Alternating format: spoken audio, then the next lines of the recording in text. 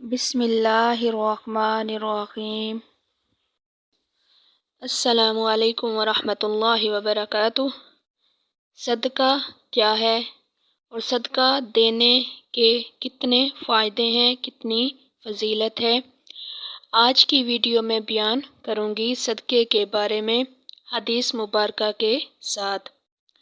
صدقہ کے بارے میں بہت ساری احادیث مبارکہ ہیں، لیکن کچھ فائدے اور فضیلت بیان کروں گی جس سے آپ کو اور مجھے جان کر بہت زیادہ فائدہ ہوگا انشاءاللہ تعالی۔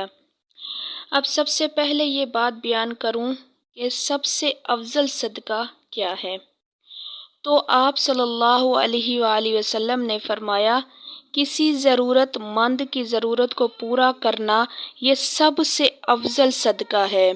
اگر کوئی پیاسا ہے اسے پانی پلا دینا، یا کوئی بھوکا ہے تو اس کو پیٹ بھر کر کھانا کھلا دینا، اگر کسی کے پاس کپڑے نہیں تو اس کو کپڑے دینا،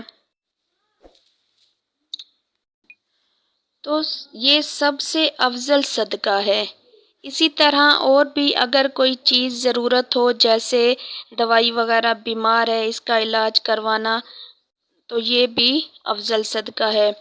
اور صدقہ قریبی رشتہ داروں کو دینا جو ضرورت مند ہیں، اس کا اجر و ثواب زیادہ ہے، دگنا ہے۔ تو اب میں فائدے بیان کرتی ہوں کہ آپ صلی اللہ علیہ وآلہ وسلم نے فرمایا، صدقہ گناہوں کو مٹانے والا ہے، جیسے پانی آگ کو بجھاتا ہے، اسی طرح صدقہ گناہوں کو مٹا دیتا ہے۔ صدقہ اللہ تعالیٰ کے غضب کو ختم کر دیتا ہے۔ صدقہ کرنے سے مال میں برکت ہوتی ہے۔ صدقہ قبر کی گرمی سے بچاتا ہے۔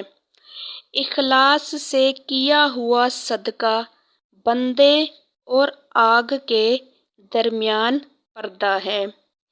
صدقہ برائیوں کے 70 دروازوں کو بند کر دیتا ہے۔ صدقے سے ہر مصیبت ٹل جاتی ہے، جان کی حفاظت ہوتی ہے۔ صدقہ کرنے سے بیماریاں دور ہوتی ہیں۔ اس پر آپ صلی اللہ علیہ وآلہ وسلم نے ارشاد فرمایا، اپنے بیماروں کا علاج صدقہ سے کرو۔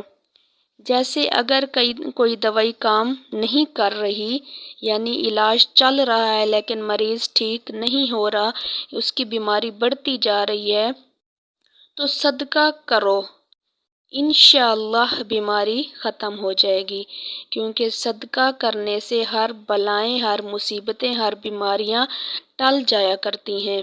تو زیادہ سے زیادہ صدقہ کریں۔